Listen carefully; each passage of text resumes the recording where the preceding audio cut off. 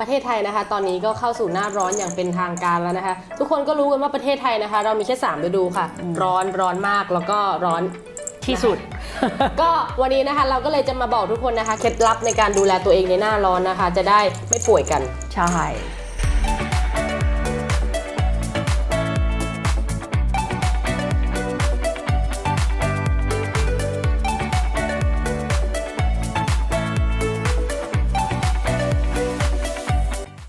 สวัสดีค่ะสวัสดีค่ะ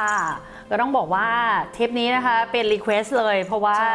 ตอนนี้คนป่วยเยอะมากแล้วก็เริ่มเข้าร้อนจริงๆแล้วปีนี้รับรองว่าร้อนถึง50แน่ในบางพื้นที่ร้อนมากค่ะทุกคนใช่พี่มาต้องบอกว่าหลายประเทศจะเข้าไปเกิน50ปีนี้บางที่ที่เคย50น่าจะขึ้นไปที่53ร้อนขนาดนั้นเลยเหรอคะมันจะร้อนมากกว่านี้ไปเรื่อยๆลูกเพราะว่านี่คือจากที่ UN ประเมินนะไม่ใช่หม่าประเมินคือต้องบอกว่าด้วยความที่ global warming เนาะแล้วอีกอย่างบ้านเราก็เก่งมากเผากันอยู่นั่นแหละไม่จบไม่สิ้นนะคะมันก็จะทำให้เราอ่ะเป็นโรคภูมิแพ้นะคะแล้วก็ป่วยได้ง่ายทีนี้เด็กๆเขาก็เลยอยากทำเทปขึ้นมาเพื่อที่จะให้เรารู้วิธีดูแลตัวเองใช่คือตอนนี้ด้วยความที่พอเข้าสู่หน้าร้อนเนี้ยอย่างคนสมัยใหม่หรือว่าอย่างพวกกันเนี้ยพอร้อนปุ๊บสิ่งที่พวกกันทำคือเปิดแอร์แล้วก็จ่อแอร์เข้าหัวจ่อพัดลมเข้าหัวใช่ต้องบอกว่าไม่ดีเลยนะคะก็คือต้องบอกว่าในความเป็นจริงแล้วเนี่ยเราต้องเข้าใจก่อนว่าพอร่างกายข้างนอกร้อนร่างกายจะทำข้างในให้เย็นนะคะถ้าเกิดว่าข้างในเย็นเนี่ยมันก็จะทำให้เราป่วยง่ายขึ้นนะคะทีนี้คนส่วนใหญ่ก็เลยจะเป็นเวลาเราอยู่หน้าร้อนแต่เราดันเป็นร้อนในคนก็จะงงว่าเพราะอะไรอะไรอย่างเงี้ยที่คอใช่ใช่เจ็บคอคือต้องบอกว่าเวลาเราพูดว่าร้อนกับเย็นเนี่ยเขาจะมีไข้ร้อนกับไข้เย็นเวลาเราพูดว่าร่างกายเย็นไม่ได้หมายความว่าเย็นเยือกแบบที่เราเย็นอย่างนี้นะคะแต่มันหมายถึงว่าไตตับหัวใจทุกอย่างมันจะทำงานสโลว์ลงหมดคือช้าลงหมดก็แสดงว่าเราก็จะเหนื่อยมากขึ้นหายใจไม่เต็มปอดอะไรใช่แล้วก็ที่สำคัญเนี่ยสิ่งหนึ่งที่เราจะรู้เลยก็คือการระบบย่อยอาหารของเราก็จะเริ่มมีปัญหานะคะในความเป็นจริงแล้วอ่ะช่วงหน้าร้อนหรือช่วงหน้าฝนคือช่วงที่เราควรจะกินน้ำอุณหภูมิปกติหรืออุณหภูมิที่ร้อนกว่าปกติตายแล้วแต่ด้วยความที่เราร้อนไงพวกกันก็กินอะไรน้ำแข็งใสกินบิงซูกินไอติมกินของเย็นๆใช่พอเรากินเย็นเข้าไปเนี่ยร่างกายเราก็จะยิ่งเย็นขึ้นทีนี้หัวใจเราจะสังเกตว่าหลายๆคนนะคะตอนนี้ก็จะมีอาการเหมือนกับว่าหัวใจจะหยุดเต้นอะไรอย่างเงี้ยมันก็คือแบบนี้ใช่เพราะว่ามันเกิดจากPM 2.5 ด้วยเกิดจากอากาศที่ร้อนขึ้นด้วยนะคะแล้วก็หงุดหงิดง่ายขึ้นทรมานมากขึ้นทีนี้เรามาเข้าประเด็นเลยก็คือถ้าในกรณีที่ร่างกายขับความร้อนไม่ได้นะคะร่างกายก็จะป่วยหนักมากแล้วก็จะขึ้นเป็นตุ่มเป็นผื่นเป็นปื้นเป็นไฝเป็นฝ้าเป็นกระเป็นอะไรก็แล้วแต่ซึ่งก็มีผลกับโง่เฮงอีกนะคะแต่เรื่องนี้เดี๋ยวเราจะมาพูดเต็มๆกันในเอพิโซดหน้าเป็นคนวันอาทิตย์นะคะจริงๆแล้วคนวันอาทิตย์เนี่ยเป็นคนที่เป็นธาตุไฟนะคะความร้อนในร่างกายค่อนข้างสูงอยู่แล้วนะคะแต่อยากจะบอกว่าคนวันอาทิตย์เป็นคนวันหนึ่งที่ถ้าว่ายน้ำหรือลงน้ำในช่วงหน้าร้อนจะป่วยง่ายมากป่วยเลยป่วยรุนแรงด้วยเหมือนกับมันสุดขั้วเกินไปใช่จะป่วยหนักมากแล้วก็ที่สำคัญนะคะคนวันอาทิตย์เป็นคนวันหนึ่งที่ไม่ควรกินของเย็นเลยไม่ควรเลยของเย็นอย่างเช่นน้ำเย็นซาลุยโซบะโอเคแต่ว่าถ้ากินแบบบิงซูกินอะไรอย่างเงี้ยไม่ดีเลยแล้วก็จะต้องบอกว่าจะค่อนข้างไม่ค่อยดีเท่าไหร่แล้วก็ถ้าเขากินผลไม้ที่มีน้ำเยอะๆเช่นแตงโมซัลลี่เขาก็จะท้องอืดไอ้พวกผลไม้ที่เขาคิดว่ามีฤทธิ์เย็นแล้วเขาก็จะท้องอืดอันนี้ใช่ส่วนคนวันจันทร์ต้องพูดว่าคนวันจันทร์นะคะต้องบอกเลยว่าคนวันจันทร์เนี่ยไม่ควรเลยไม่ควรกินของรสจัดมากๆเช่นเผ็ดโดดเค็มโดดเปรี้ยวโดดพวกสุดโต่งไม่ดีคือสุดโต่งในช่วงหน้าร้อนเนี่ยไม่ควรกินนะคะอีกกรณีหนึ่งก็คือต้องบอกว่าเขาเรียกเป็นคนวันจันทร์เป็นคนโชคดีเรื่องหนึ่งก็คือกินเขาไปเถอะค่ะไอ้บิงซูไอติมที่วันอาทิตย์ห้ามวันจันทร์สามารถคนวันจันทร์กินได้หมดเลยนะคะก็คืออะไรที่เย็นเนี่ยกินได้แล้วก็เพียงแต่ว่าต้องขอนิดนึงก็คือผักถ้าจะให้ดีของคนวันจันทร์คือเขาต้องกินผักสดไม่ใช่ผักต้มนะคะผักต้มไม่ค่อยดีเท่าไหร่ผักสดผักสดนะคะส่วนคนวันอังคารเนี่ยขอเลยก็คืออย่ากินอะไรที่มันเป็นของใต้ดินมันเผือกหัวใจเท้า แครอทอยู่บนดินหรือเปล่าแครอทอยู่ใต้ดินคือกินไม่ได้เลยพวกนี้ก็คือท้องอืดแล้วก็จะเป็น คนวันอังคารจะน่ากลัวมากก็คือ ยิ่งถ้าเครียดเขาก็จะเป็นกรดไหลย้อนนะคะแล้วเป็นเยอะด้วยนะคะแล้วก็ที่สำคัญคนวันอังคารเป็นคนที่มีน่าสงสารมากในเรื่องของการขับของเสียในเรื่องของไตเขาไม่ค่อยโอเคอยู่แล้วเราจะสังเกตว่าคนวันอังคารเป็นอะไรเป็นที่ขาตลอดเพราะว่าไตใช่เพราะว่าไตมีปัญหานะคะแล้วก็ต้องให้ระวังในเรื่องของอย่างที่บอกอะค่ะก็คือพยายามอย่ากกินอะไรที่มันกินแล้วก็จะท้องอืดตำยำเพราะว่าอย่าลืมว่าส้มตำยำมันจะใส่ของที่รสจัดมากๆใช่ไหมแล้วก็ที่สำคัญจะใส่พวกผักมีกลิ่นพวกผักชีต้นหอมขึ้นช่ายคนวันอังคารตายแน่นอนคือลมเต็มบ้านเลยคนวันพุธคือคนวันพุธเนี่ยต้องบอกว่าจริงๆแล้วกินได้เกือบทุกอย่างนะคะแต่ว่าต้องให้ลดเช่นถ้ากินปิ้งย่างห้ามกินกับน้ำมันลมถ้ากินชาบูห้ามกินกับน้ำมันลมลดของที่มีแก๊สคือทุกอย่างขิงขึ้นช่ายน้ำอัดลมโซดาคือทุกอย่างที่มีแก๊สกินไม่ได้เลยคนวันพุธอดไปนะคะเรากินมนทีค่ะใช่ก็คือต้องขอเลยจริงๆมนทีกินแล้วดีนะมันลดความร้อนโดยเฉพาะเบอร์2เนี่ยพอหนูรู้สึกเจ็บคอรู้สึกว่าตัวร้อนแล้วไปต้มชามขอชาเลยค่ะทีนี้คนวันพฤหัสนะคะคนวันพฤหัสเนี่ยต้องพูดเลยว่าคนวันพฤหัสเนี่ยต้องกินของที่จะพูดยังไงดีปิ้งย่างเนี่ยลืมไปได้เลยไม่ควรกินอย่างไรบอกลาปิ้งย่างในช่วงหน้าร้อนปิ้งย่างในช่วงหน้าร้อนนะคะเพราะว่าจะทำให้ความร้อนในร่างกายของคุณสูงขึ้นนะคะแล้วก็คนวันพฤหัสเนี่ยเขาจะมีปัญหามากๆไม่ใช่เรื่องกินแต่เป็นเรื่องเส้นเอ็นกล้ามเนื้อดังนั้นเนี่ยเวลาเขากินอะไรก็แล้วแต่เขาต้องกินอะไรที่มันมีน้ำเช่นจะในมื้อในหนึ่งมื้อต้องมีน้ำไม่ว่าจะเป็นน้ำซุปใช่เพราะเขาเป็นคนไม่กินน้ำอยู่แล้วนะแล้วก็เวลากินน้ำห้ามกินกระดกต้องจิบนะคะแล้วก็พยายามยืดเส้นเอ็นตัวเองนิดนึงคือตื่นเช้าขึ้นมาก็จะลำบากแล้วดังนั้นก่อนนอนเนี่ยยืดเส้นเอ็นไว้นิดนึงตื่นเช้าขึ้นมามันจะได้เบาหน่อยกายภาพบริหารตัวเองใช่แล้วก็อย่างที่บอกอะค่ะคืออย่าทานอะไรที่มันใช้ระยะเวลาในการกินนานเช่นแบบตุ๋นให้เละสตูแกงกะหรี่คนวันพฤหัสไม่ควรกินเลยสะสมใช่คนวันศุกร์นะคะ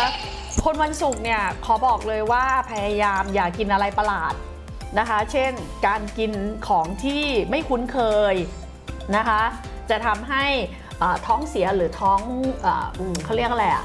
ท้องผูกได้คือถ้าคุณเป็นคนที่กินอาหารฝรั่งอยู่แล้วอยู่เฉยคุณอยากไปกินอาหารอีสานอยากลองของอันนี้มันจะรุนแรงมากๆนะคะอีกกรณีหนึ่งเนี่ยก็คือ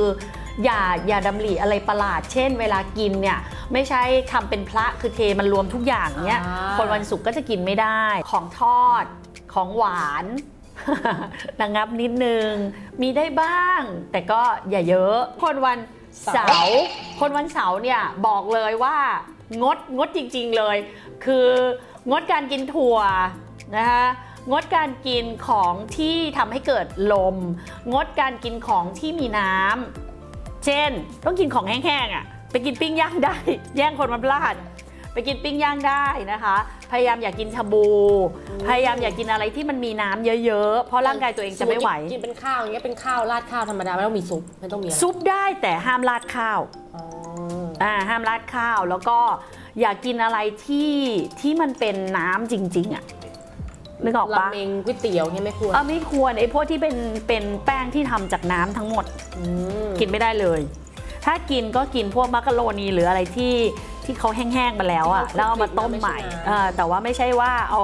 เส้นสดอย่างแค่ไม่ต้องกินเพราะมันหมักมาแล้วมันเป็นใช่อันนี้ไม่ได้นะคะแล้วก็ต้องบอกเลยว่าคนวันเสาร์เนี่ยถ้าเป็นไปได้ห้ามกินผักประเภทสีขาวเลยพวกไชเท้าหัวไชเท้ากะหล่ำกินไม่ได้ดอกขาวกะหล่ำที่เป็นหัวก็กินไม่ได้นะคะเขากินแล้วเนี่ยเขาจะปวดหัวทันทีเพราะว่าคนวันเสาร์เนี่ยเขามีความร้อนสะสมสูงที่สุดในวันทุกวันสังเกตว่าจะเป็นไมเกรนปวดหัวมากดังนั้นเนี่ยห้ามกินเด็ดขาดถั่วงอกห้ามกินถึงบอกว่ากินอะไรที่เป็นน้ำยากมากอะคนวันเสาร์อะถ้าเป็นไปได้เผื่ออยากให้เอาทานผสมน้ำนะคะแล้วก็พกติดตัวไว้ตลอดเวลาเพราะว่าจริงๆแล้วอ่ะมันใช้แทนทุกอย่างได้เลยคือสมมุติว่าถ้าเราเกิดมีอาการคันอยู่ตรงไหนเนี่ยต่อให้มันยังไม่ขึ้นตุ่มกรุณาฉีดเลยคือถ้าคุณรู้สึกว่าแบบอุ้ยทำไมมันยุบยิบมันแบบไม่ถูกแล้วถ้าร้อนนะคะที่หัวนะคะก็ฉีดได้เลยโดยเฉพาะคนวันเสาร์นะคะคนวันอังคารคนวันพุธนะคะคนวันอาทิตย์ ควรจะพกติดตัวเลยเพราะว่าจริงๆแล้วคุณจะมีปัญหาในเรื่องของการปวดหัวหรือผิวหนังค่อนข้างเยอะดังนั้นเนี่ยก็ใช้ทานผสมน้ำนะคะทีนี้พอเวลาหน้าร้อนอย่างเงี้ยทุกคนก็จะแบบอุ๊ยเรารู้สึกว่าผิวเราขาดความชุ่มชื้นทุกคนก็จะทาน้ำมันอย่างเงี้ยก็คือคนส่วนใหญ่ชอบเข้าใจว่าพอหน้าร้อนผิวจะแห้งใช่แล้วเราก็จะไปเปิดเครื่องพ่นไอ้น้ำใช่ซึ่งจริงๆพี่อ๋ออยากจะบอกว่าเราเข้าใจผิดนะคะประมาณ5 ปีที่ผ่านมาพี่อ๋อกล้าพูดกับพวกเราตรงนี้เลยว่าน้ำในอากาศมีเยอะมากทีนี้ในความเป็นจริงเราไม่ควรที่จะใช้เครื่องพวกนี้เพราะเราคิดว่ามันจะทำให้ผิวเราชุ่มชื้นซึ่งไม่จริงมันจะทำให้เราเป็นโรคผิวหนังหนักขึ้นด้วยซ้ำคือน้ำที่ออกมามันคือน้ำที่เป็นพิษทีนี้พอเราใส่เข้าไปในอากาศมากขึ้นเนี่ยมอยส์เจอร์ตัวนั้นจะทำลายระบบหายใจของเราทั้งหมดเลยแล้วก็จะหายใจติดขัดเพราะเหมือนกับอากาศมันหนักขึ้นใช่จริงๆสิ่งเดียวที่จะช่วยให้ผิวชุ่มชื่นนะคะคือเครื่องสำอางที่เป็นน้ำมันแต่ก็ต้องยอมรับว่าเครื่องสำอางที่เป็นน้ำมันส่วนใหญ่อย่างถูกที่สุดในเมืองไทยก็น่าจะประมาณ1,000 กว่าบาทใช่นะคะซึ่งต้องบอกว่าแล้วที่สำคัญพอเราทาไปแล้วเนี่ยมันเหนอะหนะอันที่1นะคะมันจะเหนอะหนะอันที่2ก็คือมันไม่ดูดซับแล้วสักพักเดียวเท่านั้นค่ะต่อให้คุณจะใช้ครีมอะไรก็แล้วแต่บนโลกใบนี้ประมาณไม่เกินครึ่งชั่วโมงก็จะมีความรู้สึกว่าผิวเราแห้งกลับมาเหมือนเดิมต้องทำใหม่แล้วก็หมดเร็วกว่าเดิมถ้าเป็นคนที่รู้จักพวกเราได้ดีนะคะถ้าเป็นไปได้พี่หยดแนะนำให้ใช้การนะคะเพราะว่าการเนี่ยเป็นสิ่งที่ผลิตมาจากน้ำมันธรรมชาตินะคะที่สำคัญมีสมุนไพรเข้าไปอยู่ในนั้นด้วยนะคะพิเศษสุดนะคะตอนนี้เราเพิ่มความฟุ้งฟิ้งนะคะก็เราก็จะมีผงทองนิดนึงนะคะเวลาคุณทานะคะก็เหมือนทาชิมเมอร์เลยทุกคนบอกว่าแต่ผู้ชายล่ะแล้วก็สวยผู้ชายล่ะมันไม่ได้วิ้งขนาดนั้นมันทำให้ผิวเราดูโกลดูฉ่ำดูแบบเขาเรียกว่าอะไรผิวสุขภาพดีก็ต้องบอกว่าแล้วก็กล้าท้าด้วยค่ะว่าพอมันมีสมุนไพรเข้าไปช่วยเนี่ยมันทำให้ผิวเราไม่แห้งจริงๆคือกล้าพูดว่าใช้ครีมมาทั่วโลกยังไม่เคยเจอครีมอะไรที่เกินครึ่งชั่วโมงแล้วผิวฉันยังชุ่มชื่นอยู่เลยพี่อ๋อทดลองกับตัวเองเนี่ยทาตัวเนี้ย8 ชั่วโมงก็ยังนุ่มอยู่ก็คือยังชุ่มชื่นหมายถึงว่าผิวยังชุ่มชื่นไม่แห้งเพราะว่าต้องบอกว่าตอนนี้ทุกอย่างมันเปลี่ยนไปหมดแล้วค่ะไม่ว่าจะเป็นอากาศไม่ว่าจะเป็น pollution ที่มากขึ้นคือแต่ก่อนมันอาจจะตอบโจทย์เราแต่ตอนนี้ทุกอย่างมันเปลี่ยนไปแล้วเราก็เลยมองหาสิ่งที่มันตอบโจทย์เราณปัจจุบันดีกว่าใช่ก็พี่อ๋อฝากนะคะก็คือถ้าเป็นไปได้เนี่ยรักษาสุขภาพตัวเองไม่ใช่แค่เรื่องกินแต่เป็นการดูแลตัวเองด้วยแล้วก็อย่างถ้าให้แนะนำนะคะก็คือต้องบอกว่าเราเจอเคสหลายเคสนะคะที่ใช้ทานแล้วก็ยังขึ้นผื่นนะคะคือเขาอาบน้ำนะคะแต่เขาไม่ได้ถูให้ทั่วดังนั้นเนี่ยพี่อ๋อก็อยากจะบอกว่าในความเป็นจริงแล้วการที่เราใช้สมุนไพรในการอาบน้ำมันมีข้อดีก็คือมันจะทำให้ผิวเราแข็งแรงพอผิวเราแข็งแรงเนี่ยมันก็จะทำให้เราป่วยหรือเป็นอะไรได้ยากกว่าคนอื่นนะคะดังนั้นเนี่ยหลายคนชอบพูดกับพี่อ๋อว่าหนูไม่ได้ป่วยหนูเลยไม่ได้ใช้ซึ่งอันนี้เป็นป้องไว้ดีกว่าให้ผิวเราแข็งแรงดีกว่ามันเป็นความคิดที่ผิดนะคะเราควรที่จะตอนเราไม่เป็นนี่แหละค่ะคือดีที่สุดเราควรจะปกป้องตัวเราเองอย่าเป็นเลยค่ะเป็นแล้วทรมานแล้วหลายๆคนน่ะเราจะสังเกตเลยเวลาเขามาเขียนบอกเราเนี่ยมันทำให้เรามีกำลังใจก็จริงแต่เราจะเห็นเลยว่าเวลาเขารักษาตอน1 ครั้งมันไม่ได้หายภายในวันเดียวนะคะแล้วก็บางคนโชคดีหายวันเดียวก็ดีไปแต่ว่าบางคนที่เขาเป็นหนักเขาใช้เวลาเยอะมากอีกเรื่องนึงที่พี่อ๋ออยากจะเตือนนะคะก็คือให้ระวังให้จงหนักก็คือตอนนี้แดดแรงมากเราจะเห็นเลยว่าแดดเหมือนเผานะคะจริงๆแล้วเนี่ยประเทศแรกที่เขาเป็นปัญหาด้านนี้หรือโรคมะเร็งผิวหนังเนี่ยก็คือออสเตรเลียนะคะทีนี้สิ่งหนึ่งที่พี่อ๋ออยากจะเตือนก็คือเราจะเห็นเลยว่าพอหน้าร้อนเนี่ยเราจะมีฝ้ากระเยอะรอยแดงๆตุ่มขึ้นทีนี้พวกเนี้ยมันมีปัญหากับโง่เฮงหมดเลยสมมุติว่าอย่างถ้าการ์ดเพิ่ง20จะอยู่บริเวณนี้หน้าผากถ้ามันขึ้นชีวิตก็จะเริ่มมีปัญหาคือเราอยู่ช่วงอายุไหนก็จะมีปัญหามันคืออุปสรรคดังนั้นเนี่ยพยายามอย่าให้มันเกิดพยายามให้หน้าเกี้ยงๆไว้ดีกว่าเราต้องยอมรับว่าพอฝ้ากระขึ้นแล้วจะเอาให้หายก็ยากมากใช่เพราะมันขึ้นไปแล้วไงยิ่งคนอายุหลัง40ไปแล้วจะเป็นติ่งเนื้ออันนี้หนักขึ้นนะคะก็บอกได้เลยว่าหลายคนไม่รู้ว่าใช้ยังไงอย่างถ้าเป็นติ่งเนื้อใช้ทานโกะพอไว้มันก็จะหลุดนะคะอารมณ์ประมาณสครับนิดนึงใช่ก็อย่างที่พี่อ๋อบอกระวังกันนิดนึงแล้วกันเพราะจริงๆมันมีผลกับโงเห้งจริงแล้วก็โดยเฉพาะกับคนที่ยังทำงานอยู่นะคะมันก็จะทำให้เรามีปัญหาเยอะมากนะคะก็ให้ระวังกันเรื่องนี้ค่ะก็พวกเราก็หวังว่าแฟนๆ Talk Sense นะคะก็ทุกคนก็จะสามารถผ่านฤดูร้อนนี้นะคะไปได้อย่างแข็งแรงแล้วก็สุขภาพดีกันค่ะ